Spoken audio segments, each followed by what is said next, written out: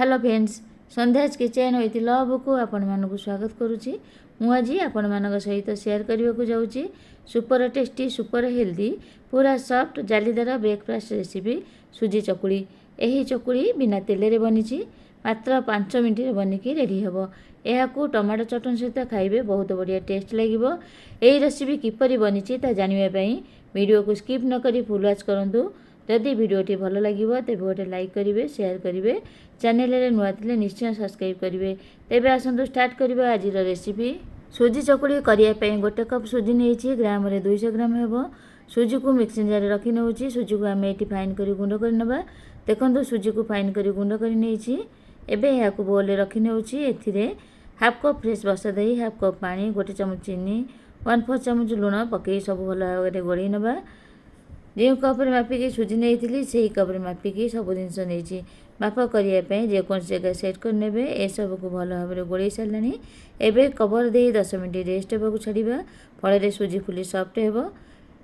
सुजी रेस्ट ना भितर आम चटनी प्रस्तुत करना। चटनी मिक्सिंग जार में 2टा बड़ टमाटो कटा, 2टा कंचा लंका, 5 ରୁ 6 कला रसुण, छोट खंडे अदा, किसी धनिया पत्र, हाफ चामच लुण, फाड़े लेंबू रस ये सब पकई भल भाव फाइन कर बाटी नेबी।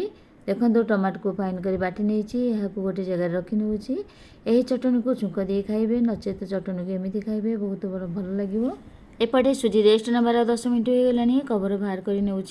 देखो सुजी फुली पूरा सफ्ट होती किंतु बैटर बलिया होती। हाफ कप पानी दे भल भाव गोल नौ। एथिरे समुदाय गोटे कप पानी देले, प्रथम हाफ कप पानी देते एबे हाफ कप पानी देले भल भाव गोल सारापर। देखो बैटर एति बलिया रही। चकुली पिठा को सफ्ट करने 2 चुटकी खाइबा सोडा, हाफ चामच बेकिंग पाउडर पकई नौ। बेकिंग पाउडर बेकिंग सोडा को एक्टिव करने गोटे चामच पानी दे भल भाव गोल नौ। बेकिंग सोडा बेकिंग पाउडर बदल में गोटे चामच चीनी पकई ने। ए सब को भल भाव गोल सारे। एवं चकुली पिठा प्रस्तुत करवा। चकुली करने गैस ऑन कर तावा बस गरम कर नहीं 2 बिंदा तेल पकई नहीं टिश्यू पेपर पोछि नौ। एवं बैटर रू 2 चामच आनी तावा दे कवर देदेबा 2 मिनट पिठा सीझा छाड़ा। ये gas flame low to medium रखा। 2 मिनट पर कवर बाहर कर नौ। देखो पिठा केते बढ़िया भाव फुली जालीदार होती। यहाँ बाहर कर नौ। यहीपरि आउ सब पिठा करने भी सबू पिठा को कर नहीं। देखो पिठा केते सफ्ट और जालीदार होती। यही पिठा बिना तेल रे बनी मात्र 5 मिनट बनिकी रेडी हे।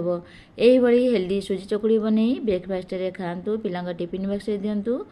यही पिठा एत सहज बन ता सहित खाइबा बहुत टेस्ट लगे। आशा करुँच यही रेसिपी निश्चय आपण मानक भल लगे। यही प्रोसेस रे सुजी चकुली बनातु खातु। रेसिपी केमती लगिला कमेंट कर जणातु। आज रही पुणी आसबि आ गोटे नुआ रेसिपी नहीं कि से पर्यंत रही। नमस्कार, जय जगन्नाथ।